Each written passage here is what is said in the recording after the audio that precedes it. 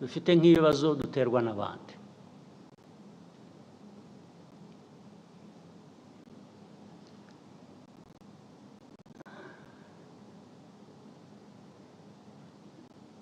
Reka mpere ku bibazo by'akarere turimo. Muzi ibibazo tumaranye iminsi, imyaka, bijyanye n'abaturanyi bo muri Congo, ndetse rimwe na rimwe hakajyamo ibijyanye n'abaturanyi b'amajyepfo mu Burundi, kubera ko bahisemo kuba ubundi uko nari mbizi mu mateka, abanyarwanda n'abarundi babita ko ari impanga. Ubundi ni impanga. We are supposed to be twins, literally. Ariko abarundi bo bahisemo kuvuga ngo no, ntabwo tugishaka mwebwe ko tuba impanga, turashaka kuba impanga n'abanyekongo. Okay, nta kibazo mfitanye nabyo. Niba umuntu afite guhitamo wavukana nawe cyangwa wabana nawe impanga, ibyo ntacyo nabikorera yewe, urabyemera. Ariko uko kuba impanga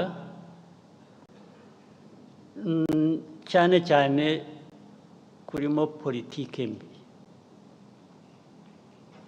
politike yo kwiyanga no kwanga abandi, ibyo bakabihuriraho. Ibi ndabivuga ntabwo ari ibanga, kuko ubwabo barabyivugira abayobozi b'ibyo bihugu. Nta kintu gishya nahimbye, ntacyo ndi buvuge gishaka abantu gukurikirana ngo ariko ibyo yavuze nibyo, cyangwa niba ushaka kumenya ko ari byo, jya utega amatwi wumve ibyo bakubwira bo ubwabo. Ntabwo rero twajya gushakisha ahandi.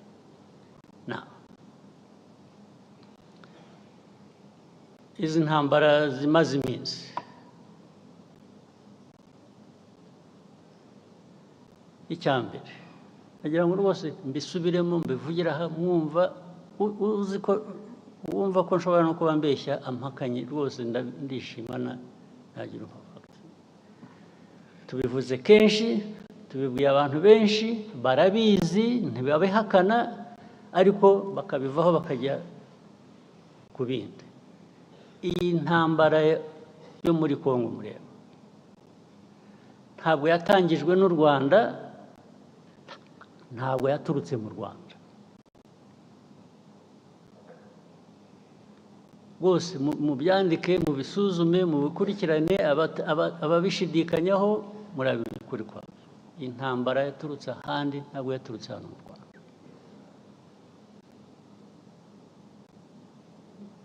Aho handi sinirwa mpasubiramo, narahavuze, sinirwa nongera kuhasubiramo.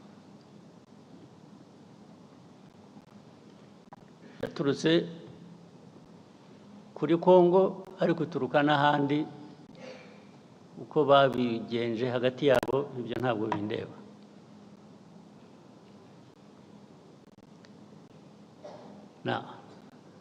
Ariko muri Congo, ikibazo u Rwanda rufitemo ni iki?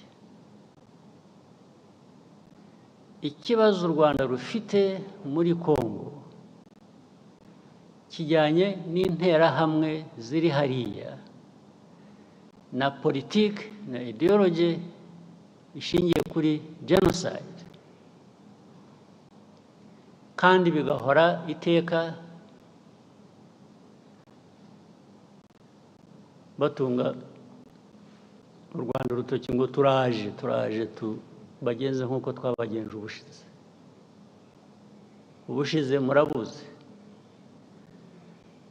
ko byabaye, ubushize murakuzi.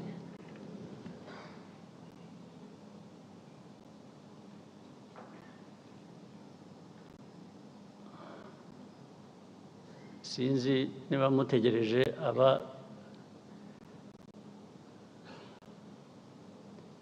ubushize abo bwahitanye kuba ari bo babyivugira.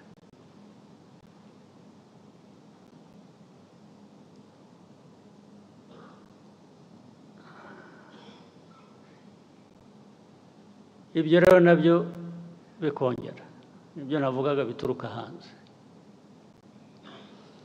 bikaba ko turi muri Congo gushaka amabuye y'agaciro, ko aricyo gituma dufitanye ibibazo na Congo, bikaba ko u Rwanda rwacu ari rutoya dushaka kujya muri Congo kugira ngo turwagure. Impamvu zikaba nyinshi, bakahimba impamvu, ariko bakanyura iruhande rw'ikibazo kimwe bazi nabo bagizemo uruhare, kijyanye n'interahamwe ziri hariya muri Congo. Interahamwe zari zaratujwe, interahamwe zahawe imbunda zigisha, ari abari basanzwe babizi, abashya bagirwa ingabo za Congo cyangwa se ku rundi ruhande zirakora.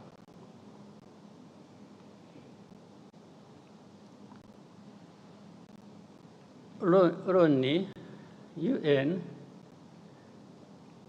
ijya gushyira ziriya ngabo za UN muri Congo, MONUSCO, mwibwira ko bazishyiriye kugira ngo bigende gute?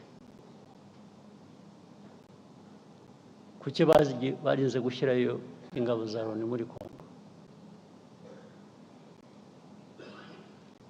Ariko kugeza n'ubu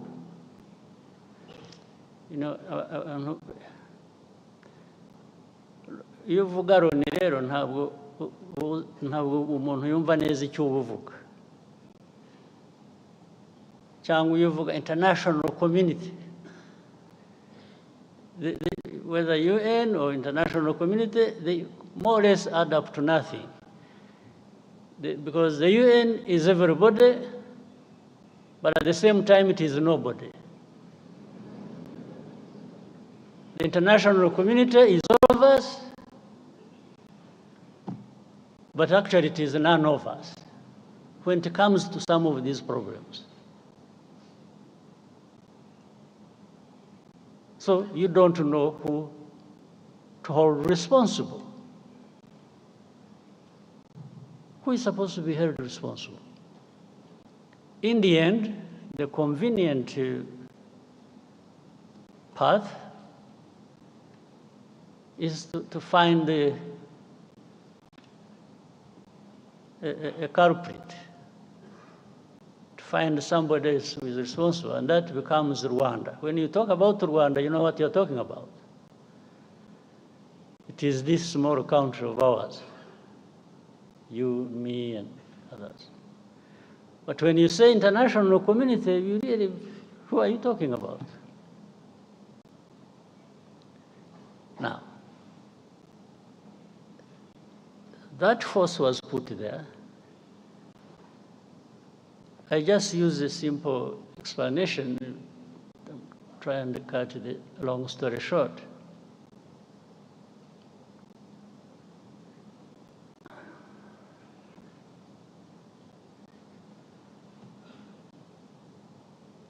Many times, I meet ambassadors of countries credited here, either best here or best outside, or I meet government ministers of different countries. And when you are talking about this problem of Congo,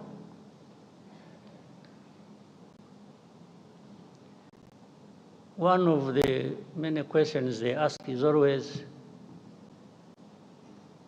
how many Interahamwe are there in Congo? How many FDLR? In other words, what they are trying to say is, you have turned it into such a big problem when actually They say some of them are old. They are 90 years old. I say, but if you are saying they are 90 years old, it means they are there.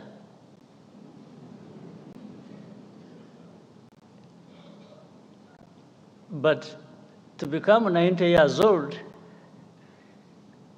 if you have children that you train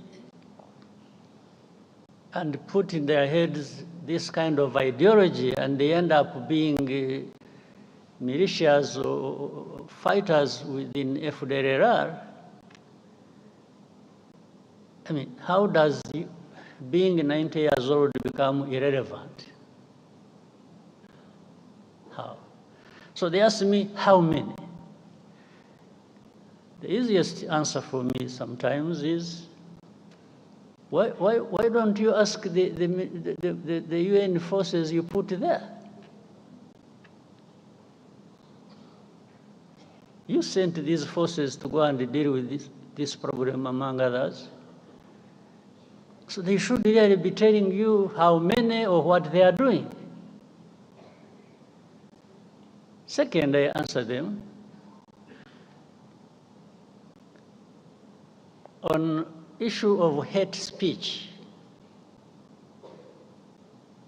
How do you count the numbers? If the president of the country, that is Congo, or his assistants or heads of different institutions publicly talk about genocide, talk about attacking Rwanda, talk about all kinds of things as relates to genocide ideology. How do you count that in numbers? So you tell me how many give such a speech? Well, I also tell you, even if you think there are few who give such a speech, there are millions who are listening.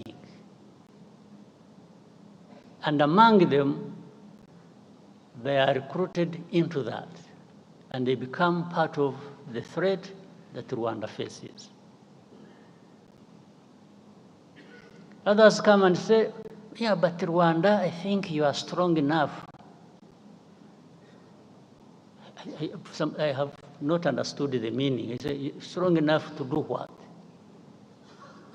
To sit back and be run over?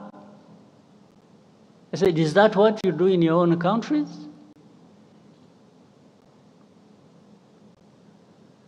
I wish I was actually strong enough. I'm not.